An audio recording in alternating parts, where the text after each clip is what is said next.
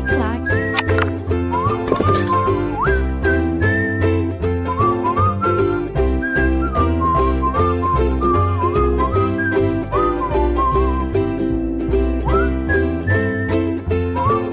Olá, pessoal! O tema da nossa aula de hoje fala aí sobre os 5 anos dos protestos de 2013, que mudaram parcialmente, parte da legislação brasileira, mas que, ao mesmo tempo, deixou um conjunto de intenções no ar que não foram cumpridas pelo governo Dilma e pelo governo Temer até o momento atual. Então, vamos nos relembrar do que foi as manifestações de 2013 e de 2014. Primeiro, que o movimento de 2013, ele começa em São Paulo por um movimento chamado MPL, Movimento Passe Livre.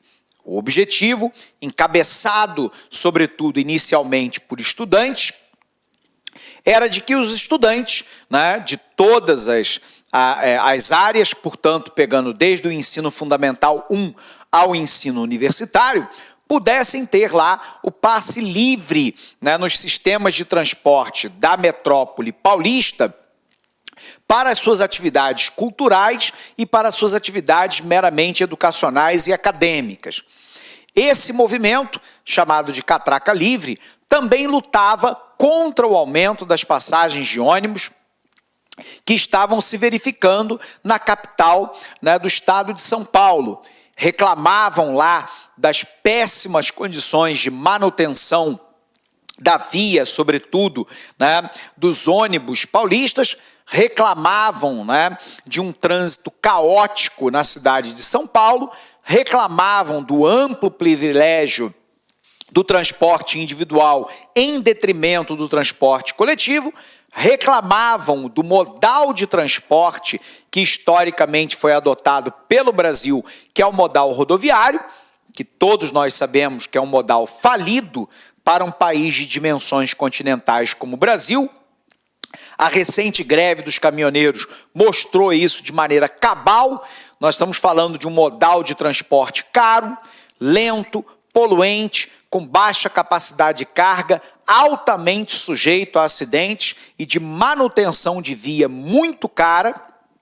A solução para o Brasil no transporte de massa seria o transporte ferroviário e hidroviário e, portanto, houve grandes manifestações em São Paulo lutando por essa mudança de política pública em relação ao passe livre para os estudantes, contra o aumento das passagens de ônibus e por uma grande mudança no sistema de transporte em São Paulo. A grande questão é que no momento dessas manifestações, o Brasil também passava por um momento muito delicado sob o ponto de vista político e sob o ponto de vista econômico. Sob o ponto de vista político, nós tínhamos saído pouco tempo antes do escândalo do Mensalão.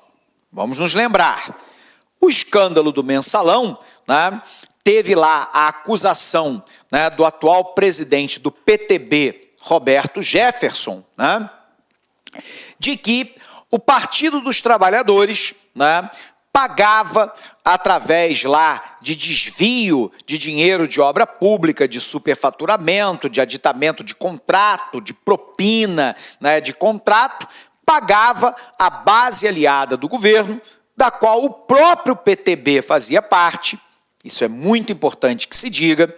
E o próprio Roberto Jefferson tenha sido condenado pelo Supremo Tribunal Federal a mais de 8 anos de cadeia, porque embolsou 4 milhões de reais dentro do esquema, sem justificar sobre onde esse dinheiro foi parar.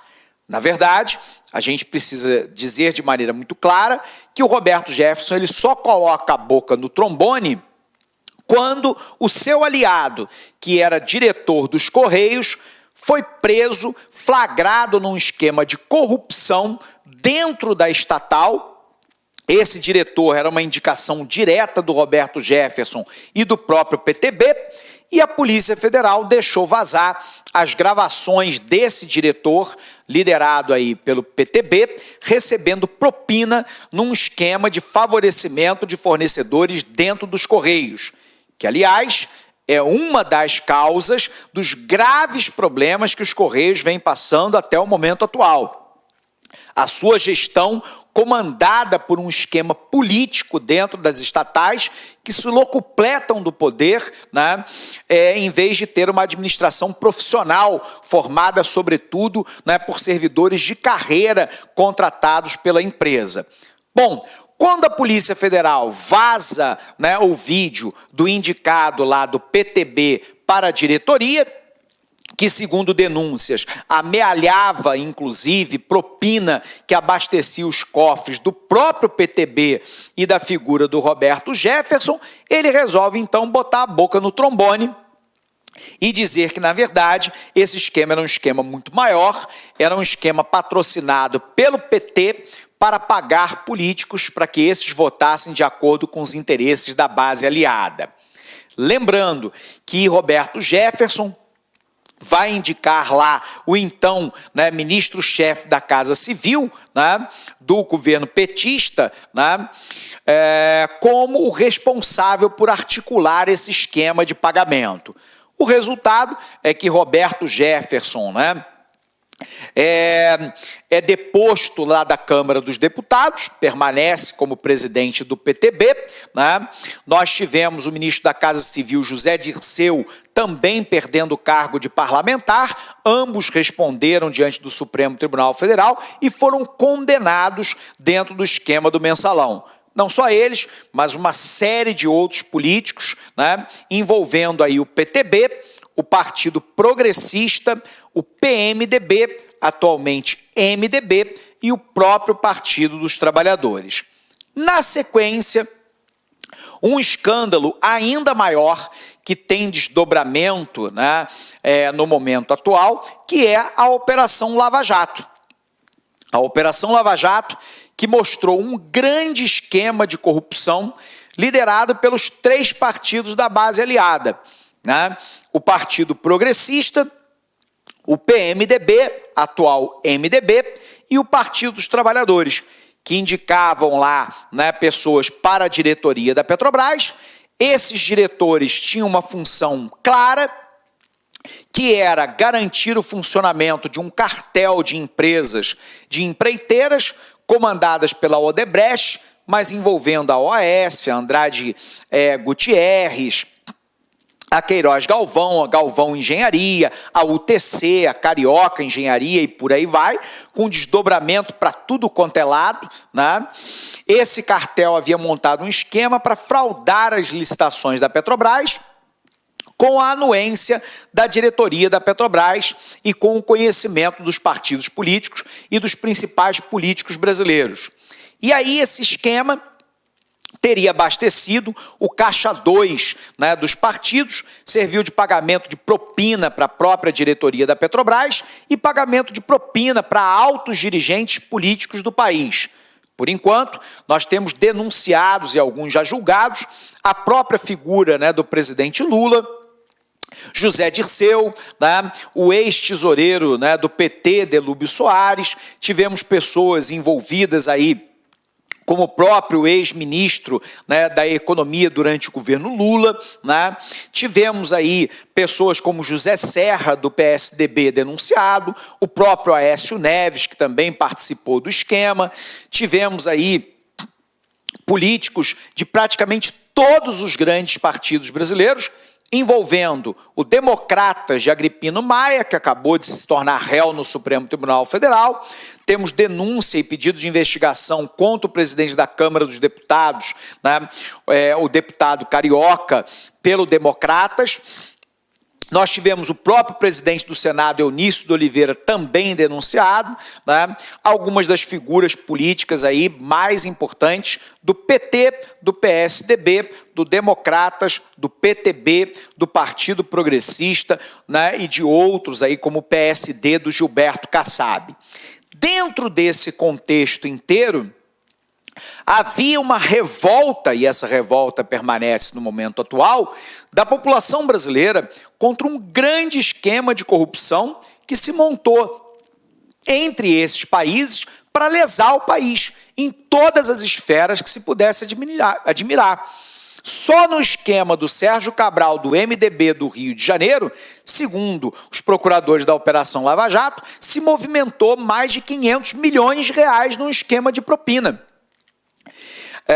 Por um outro lado, há denúncias para todos os lados que você possa imaginar.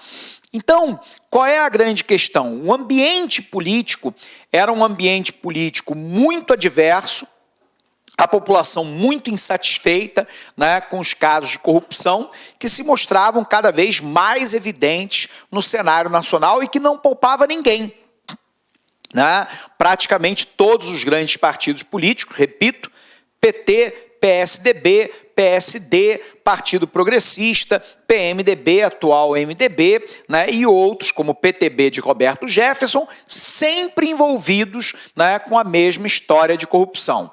Óbvio que todos alegam inocência, a maioria diz que não cometeu absolutamente nada, talvez quem tenha cometido tenha sido eu e você, né? Porque se todos são inocentes, né, o culpado talvez sejamos nós, cidadãos brasileiros.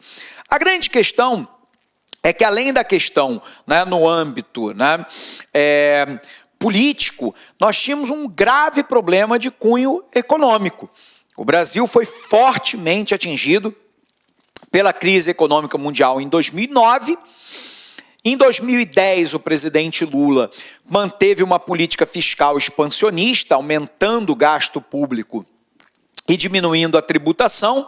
A economia reagiu com um crescimento de 7,5%, porém a inflação dava as caras de volta. A presidente Dilma estava tentando manter o crescimento econômico, né? Diminuindo a taxa básica de juros e mantendo a política fiscal expansionista, mas a economia brasileira vinha claramente numa trajetória de derrocada, né? Com queda da atividade econômica, possivelmente no futuro sinalizando um descontrole inflacionário e sinalizando também a volta do desemprego. Dentro de um cenário, então, ético, político e econômico extremamente adverso, aquilo que era manifestação lá, né, sobre a questão do movimento Passe Livre, se transformou em grandes manifestações de cunho nacional, com a presença, né, de milhares de pessoas nas ruas brasileiras, branindo aí a sua indignação contra a classe política brasileira e exigindo mudanças, né, dramáticas na sociedade, na economia, na política e nas políticas públicas do nosso país. Aquilo que nasce com o movimento Passe Livre passa a ser uma reivindicação pelo fim da corrupção, por investimentos mais fortes em saúde, educação e segurança pública, por uma mudança de ética na política, pelo fim do foro privilegiado, né, por políticas de combate à corrupção de maneira sistêmica e não episódica, né, e por aí vai.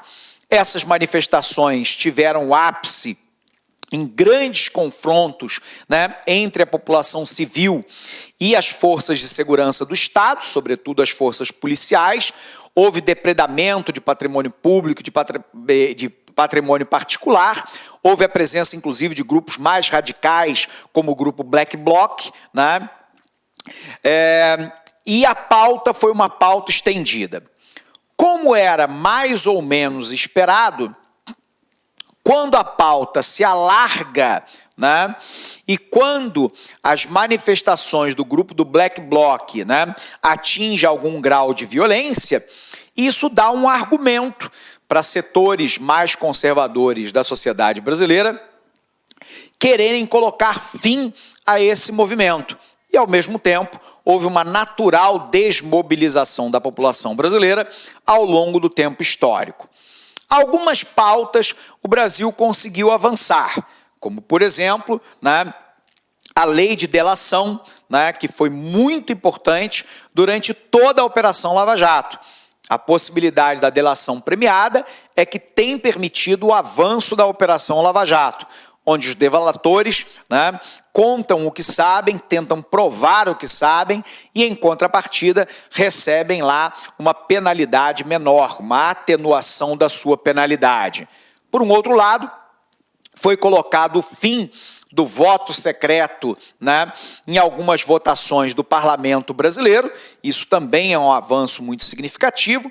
Um outro avanço é que o brasileiro, de fato, passou a se interessar mais pela política, falar mais de política, debater mais o campo político. Então, num certo sentido, há uma politização, né, um pouco maior da sociedade brasileira, mas nós tivemos aí praticamente apenas essas vitórias. Todo o demais permanece absolutamente como está. Não houve nenhuma modificação sensível da saúde pública brasileira, da segurança pública, da educação e nem dos meios de mobilidade urbana, intermunicipal e interestadual. O modelo permanece fortemente rodoviarista, com uma passagem muito cara e a sociedade paga um preço muito alto, como, aliás, a greve dos caminhoneiros só veio a reforçar.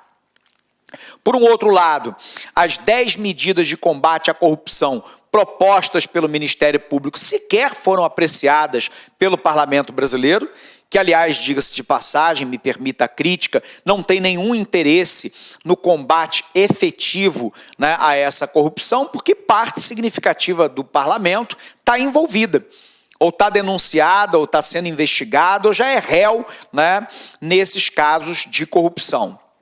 Por um outro lado, nós tivemos lá a deposição da presidente Dilma Rousseff.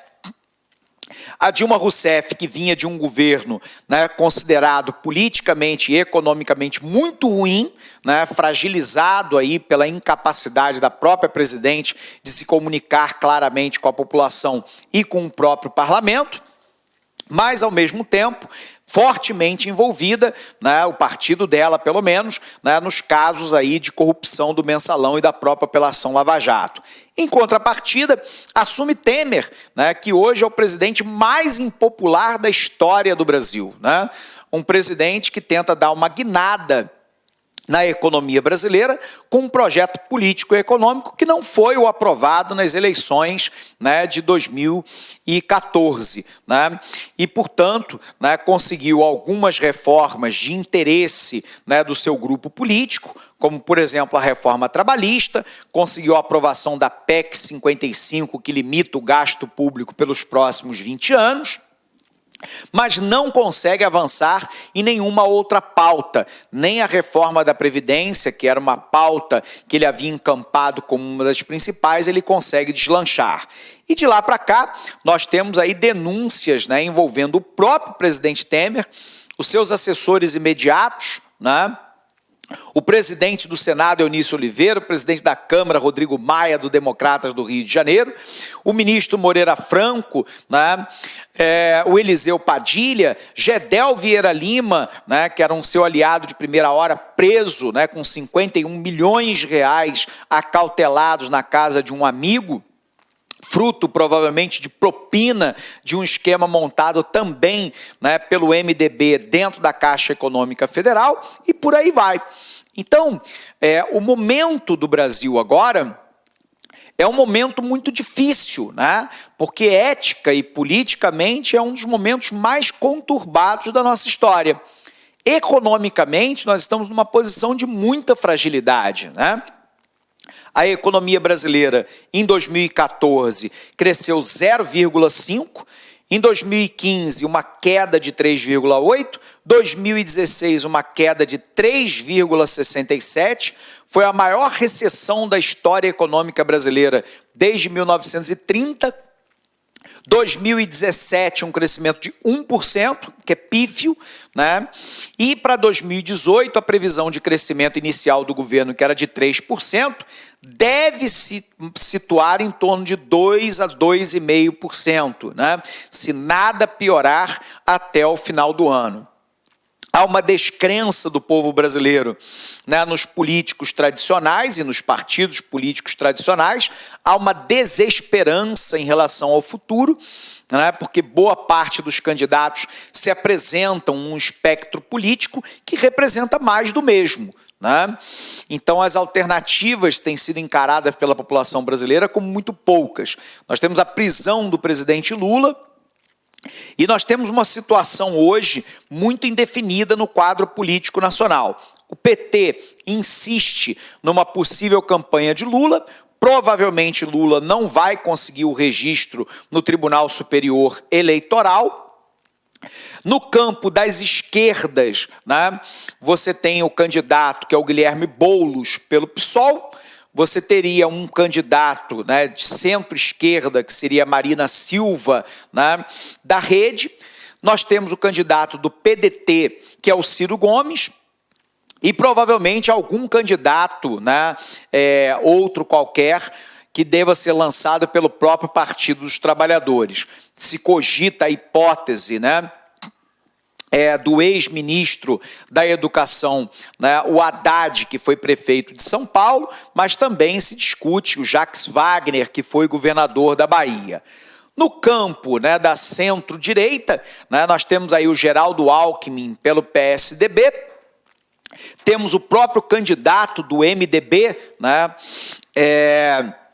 que provavelmente será, né, o ex-ministro da Fazenda, né, inclusive ex-presidente do Banco Central, né, do próprio presidente Lula, que virou ministro da Fazenda do governo Temer.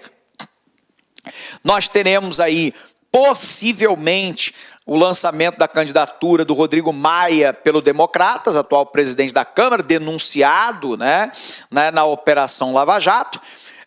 Temos o candidato Jair Bolsonaro, mais à direita, né, que também se apresenta num campo político, portanto, de alta polarização da política brasileira no momento atual. Então, o Brasil não avançou com nenhuma medida estrutural de combate à corrupção, não avançamos no campo da saúde, da educação, da segurança pública, da mobilidade urbana. Alguns avanços institucionais de legislação foram adotados, outras não. O fim do foro privilegiado vem sendo limitado agora pelo Supremo Tribunal Federal, mas nenhuma grande medida que mude o quadro político e econômico brasileiro. E todo mundo, a partir de agora, em compasso de espera, né, nas eleições, para saber o resultado dessas eleições. E, a partir daí, tentar, quiçá, né, uma mudança da política, da economia, da ética, né, no nosso país e das políticas públicas, com um novo presidente a partir de janeiro de 2019. Legal? Vamos conferir? Bom, pessoal, inicialmente, uma série de manifestações contra o aumento das tarifas de transporte público. A mobilização foi adquirindo uma pauta mais diversa, conforme foi ganhando corpo, e revelou uma insatisfação com a classe política que não arrefeceria, pelo contrário, evoluiria até se tornar o personagem central das eleições presidenciais deste ano. Em 6 de junho de 2013, em São Paulo, o movimento Passe Livre se mobiliza e vai às ruas contra o aumento de 20 centavos do transporte público. Em 13 de junho, a violência policial contra manifestantes e jornalistas em São Paulo provoca uma revolta e protestos que se espalham por todo o país. Em 17 de junho, milhares vão às ruas em 11 capitais e outras cidades, e as demandas já não se limitam à questão do transporte público. Em 20 de junho, mais de 1 milhão de pessoas protestam em 388 cidades brasileiras. Em 21 de junho, a presidente Dilma Rousseff faz um pronunciamento e promete trazer mais médicos do exterior. O Congresso faz uma pauta positiva para tentar atender, né, a demanda das ruas. O desdobramento foi o surgimento de coletivos como a Mídia Ninja, o MBL mais conservador, Movimento Brasil Livre, e o movimento Vem Pra Rua. Com o tempo, as manifestações começaram a ficar cada vez mais violentas, né, e a desmobilização aumentou. Uma nova onda de protestos surge em 2015, aumentando a polarização política no nosso país. Qual foi a reação política, né? As principais mudanças em resposta às manifestações de 2013. O arquivamento da PEC 37, que limitava o poder de investigação do Ministério Público, né? Esse mesmo Congresso queria limitar o poder de investigação do Ministério Público, claramente para acobertar o crime por eles mesmos cometidos, né? O arquivamento do projeto da cura gay, né? Que é um absurdo, um disparate, né? Se falar num projeto como esse, né? Num país que teoricamente é um país democrático, né? O fim do voto secreto para a cassação de mandato parlamentar, a lei anticorrupção, que responsabiliza as empresas por crimes contra a administração pública, a lei que define a organização criminosa e regras para a delação premiada e a criação do programa Mais Médicos durante o governo Dilma Rousseff. O que ficou faltando, né? Quase todo o resto, né? O passe livre para todos os estudantes não aconteceu. O congelamento do preço das passagens, que passaram a aumentar no ano seguinte, sem qualquer respeito ao interesse da população. Transformar a corrupção em crime hediondo, que não passou e nem tramitou no Congresso Nacional. Saúde, educação e transporte de qualidade sequer entra na discussão. Eu quero chamar a sua atenção, porque nós estamos em ano eleitoral, e 10 em cada 10 políticos vão falar que saúde, educação e transporte de qualidade, como segurança pública, são prioridades. A pergunta que você tem que se fazer é a seguinte: qual é o seu projeto, qual é o prazo de implementação do seu projeto e da onde virá a dotação orçamentária para o seu projeto? Se o seu candidato, seja ele ao parlamento ou ao executivo, não for capaz de responder essas 3 perguntas, o que ele está falando é balela, é conversa para boi dormir. Se nós tivéssemos a promessa dos políticos de melhora na educação, na saúde, no transporte e na segurança como prioridade, o Brasil já tinha virado Suíça.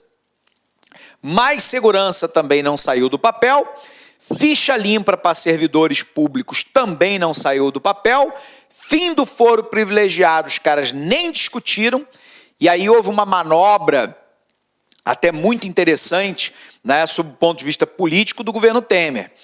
Ele decreta a intervenção, né, militar na segurança pública do Rio de Janeiro, e a Constituição diz que quando um Estado da Federação está sob intervenção, não se pode fazer alteração na Constituição. Então, por um lado, você bloqueia, né, o fim do foro privilegiado no parlamento e, por um outro lado, cria uma justificativa politicamente minimamente plausível para ele não avançar com a reforma da Previdência, que ele claramente não tinha voto suficiente para poder aprovar. A reforma política simplesmente saiu do papel, porque os caras não têm o menor interesse em modificar o status quo. A polarização. 5 anos depois dos mega protestos, o Brasil se vê extremamente polarizado entre uma direita e uma esquerda. Alguns alunos meus, muitas vezes me fazem um questionamento. Professor, ainda faz sentido se falar em esquerda e direita? E eu, respeitosamente a toda opinião contrária, eu continuo afirmando que faz sentido falar de direita e esquerda, porque as propostas não são coincidentes. As propostas da direita e da esquerda, muitas vezes, são diametralmente opostas. E, portanto, né, a direita e a esquerda, é preciso que se observe, não são blocos monolíticos. É preciso que se tenha atenção em relação a isso. Porque quando se fala em direita e esquerda, há diferentes esquerdas e direitas. Por exemplo, a esquerda do PSOL é diferente da esquerda do PDT e talvez até do próprio PT. Bem como a direita do Partido Democrata É diferente de uma direita, né, em uma certa medida, do PSDB ou do próprio MDB.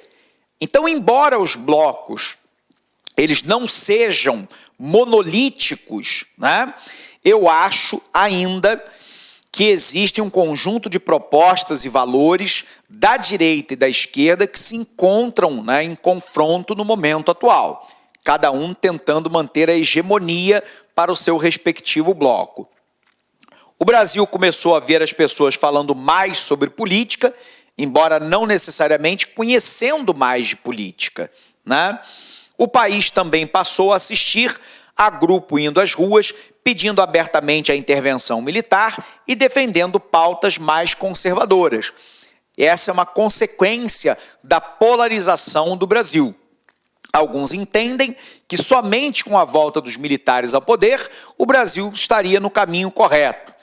Existem outras pessoas que têm uma dificuldade muito grande de entender o cenário político brasileiro altamente polarizado do momento atual. E não é para menos. O momento é um momento muito complicado mesmo. Nós vamos para uma eleição muito fragmentada. Se espera claramente um embate entre um possível candidato de direita e um de esquerda num segundo turno eleitoral, né? O que teoricamente haverá uma grande dificuldade, seja quem for o presidente, para tentar unir o país a partir de 2019. Legal? Bom, pessoal, encerramos então essa aula por aqui. Um abraço imenso para você, bons estudos e até um próximo encontro. Até lá! Clique lá.